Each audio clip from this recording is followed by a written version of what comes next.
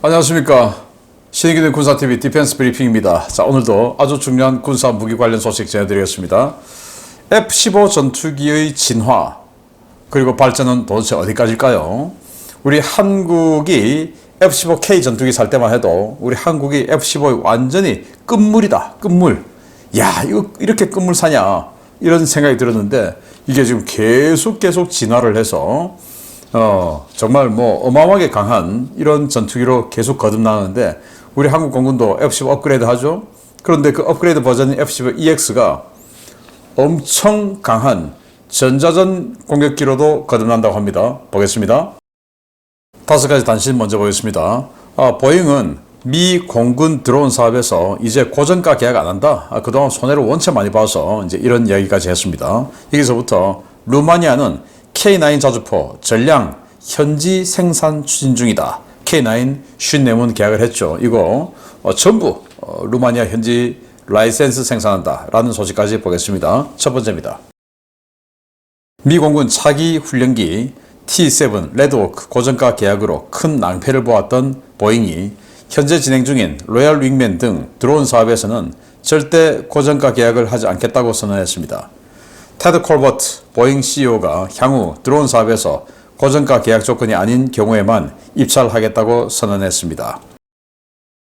러시아가 이번 우크라이나 전쟁에서 처음 작전에 투입한 최신의 자주포 2S-19M2가 무려 15문이나 우크라이나군에 온전하게 노획돼 작전에 투입되고 있다는 소식입니다. 러시아 주장에 따르면 이 자주포는 완전 디지털화된 사격 통제 장치와 전자 지도 시스템, 신형 주포와 자동 장전 장치 덕분에 분당 10발의 발사 속도를 구현했다고 하는데 정말 그만한 성능이 나올지 주목됩니다. 미국과 호주가 호주 공군의 FA-18F 슈퍼원의 전투기에 극초음속 미사일 HACM을 탑재하기로 합의하고 호주에서의 시험 발사를 준비 중이라는 소식입니다. 호주는 공동개발 형태로 이번 사업에 참여해 시험 발사는 물론 향후 개발 일정에도 참여할 예정입니다.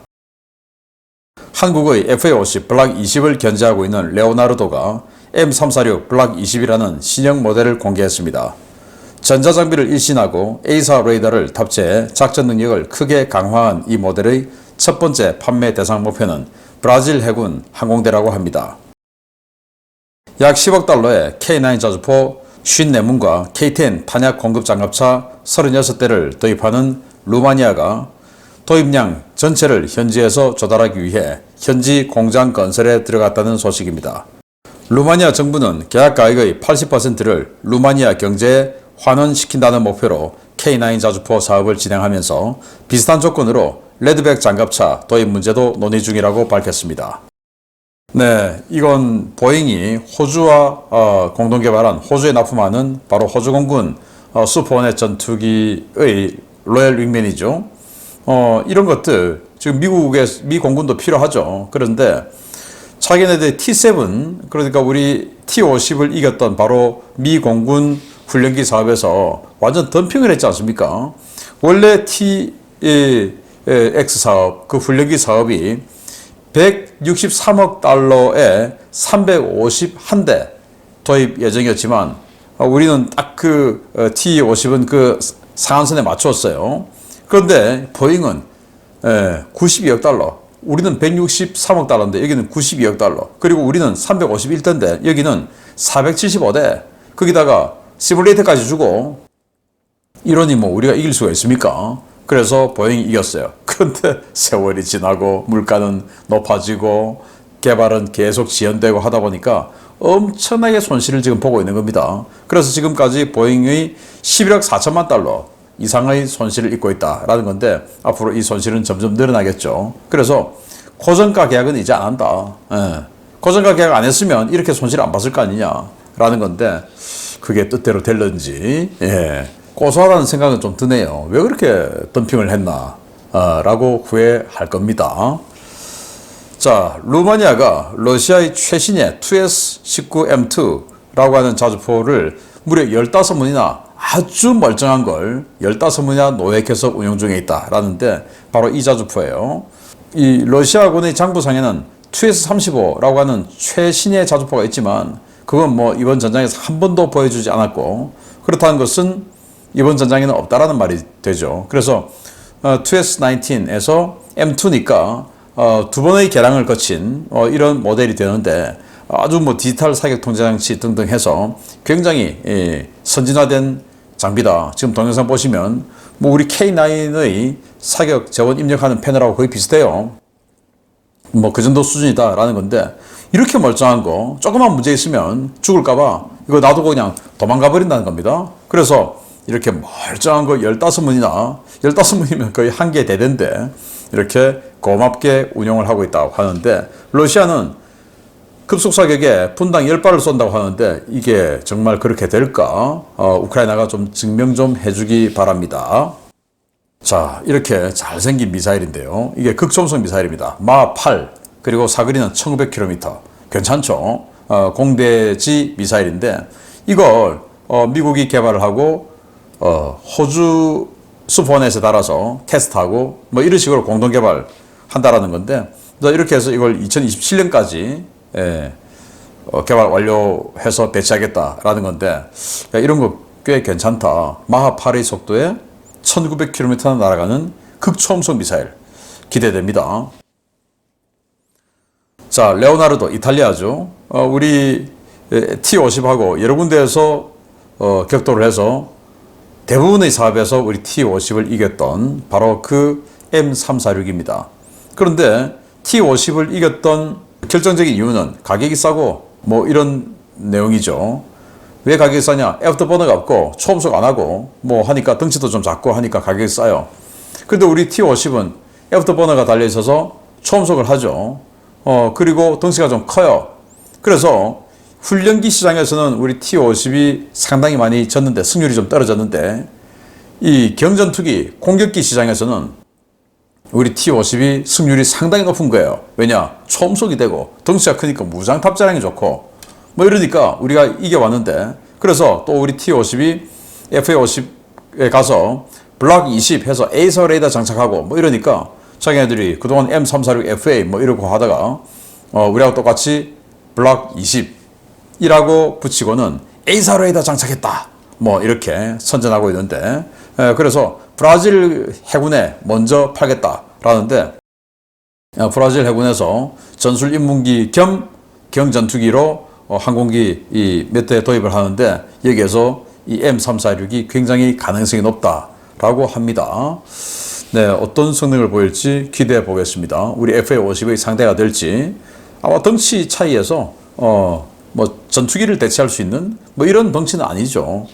그런데 나름 우리 FA-50을 의식해서 블락 20 이런 이름을 붙였으니 한번 결과를 지켜보도록 하겠습니다.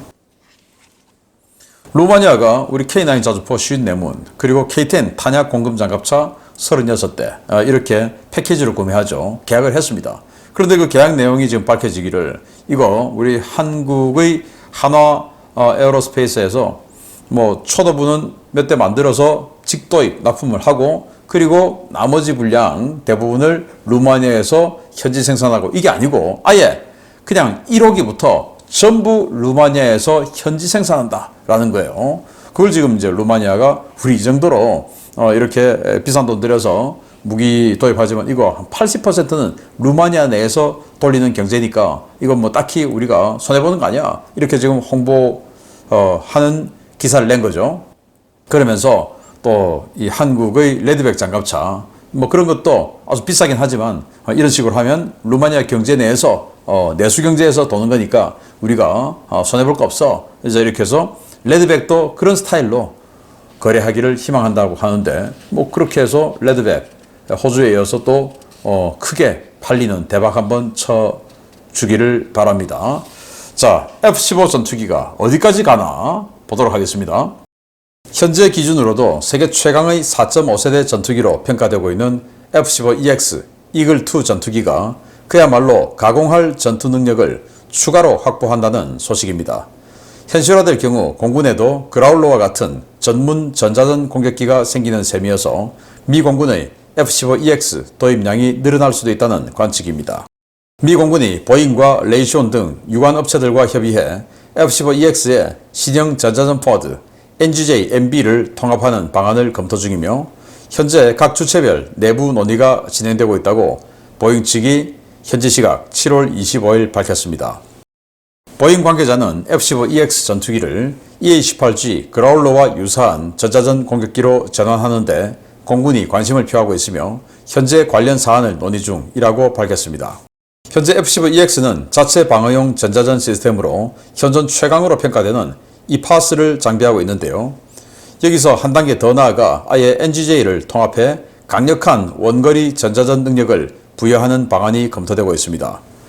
보잉은 F-15EX와 NGJ를 통합하면 F-15EX가 적이 원하지 않는 곳으로 훨씬 더 은밀하게 기동할 수 있으며 적의 표적이 되지 않고 전장에서 작전을 수행할 수 있게 된다고 밝히면서 현재 미 공군뿐만 아니라 나토 일부 국가도 여기에 관심을 갖고 있다고 전했습니다. F-15EX에 탑재되는 이파스 전자전 시스템은 현재 그라울러가 운영 중인 ALQ-99에 준하는 수준의 강력한 공세적 전자전 능력을 갖고 있는데요. NGJ까지 통합할 경우 300에서 400km 이상 범위에서 적 방공망을 유린할 수 있는 강력한 전자전 능력을 갖게 될 것으로 보입니다. F-15EX가 차세대 그라울러 수준으로 전자전 공격 능력을 강화하게 되면 미 공군의 F-15EX 도입 물량은 더욱 늘어날 것으로 보이는데요. 최강과 최강의 조합이 성사될 경우 미 공군 전체 전력은 물론 동북아시아 지역의 미 공군력도 더 한층 강화될 것으로 기대됩니다. 네, F-15EX의 그라울러에 들어가는 차세대 전자전 시스템, 그 제모 NGJ를 갖다 붙인다. 그래서 F-15의 이 강력한 이 덩치에 걸맞는 강력한 전자전기로 거듭나게 된다. 공군이 지금 협의 중이다 라는 건데, 사실 2021년에 미 하원 군사위원회에서 공군에 먼저 제안했어요. 아니 지금 해군에서 NGJ 이거 이렇게 좋은 전자전 제모 개발하는데 공군 니들도 해라. 아깝지 않느냐 해군만 쓰는 거 했는데, 그때는 공군이 관심을 두지 않고 있다가 지금 뭐 전쟁이 현실화되고 하니까 야, 이런 거 있어야 되겠다 라고 생각을 하나 봅니다. 자, 일단 이 F-15EX는 이 이파스 시스템이라고 여기 안테나, 여기저기 지금 안테나 많이 붙어 있죠. 이런 거 가지고 적의 레이더, 적의 미사일 이런 것들을 완전히 무력화시키는 이런 엄청난 전자전 능력을 가지고 있는데, 일단 기본적으로 이파스는 방어용 전자전이죠. 그런데 NGJ, ALQ-99 이런 것들은 공격 전자전이죠. 그래서 이 NGJ는 지금 그라울러가 장착하고 있는 ALQ-99가 한 150km 범위를 제밍할 수 있는데 반해서 이건 한 3배 정도 능력돼요. 한 400km. 400km면 우리 한반도 전체 그냥 쫙 하는 거 아닙니까? 엄청난 거죠. 엄청난 거죠. 네, 그래서 이걸 이제 장착을 하게 되면 지금 여기는 EA-18G인데 이게 F-15EX가 되죠. 여기에서 NGJ 장착해서 이렇게 광역 제밍하고, 그러니까 한 개 편대 또는 2개 편대 뭐 이런 대 하나 정도가 NGJ 장착하고 광역 제밍을 합니다. 여기는 F-22, F-35가 있는데 F-22와 F-35 나름 또 강력한 레이더를 갖고 있죠. 거기서 이제 이렇게 핀포인트 또 제밍을 합니다. 그리고 타격을 하죠. 그리고 이 EC-130H 컴패스 콜, 이게 이제 아주 원거리 제밍을 합니다.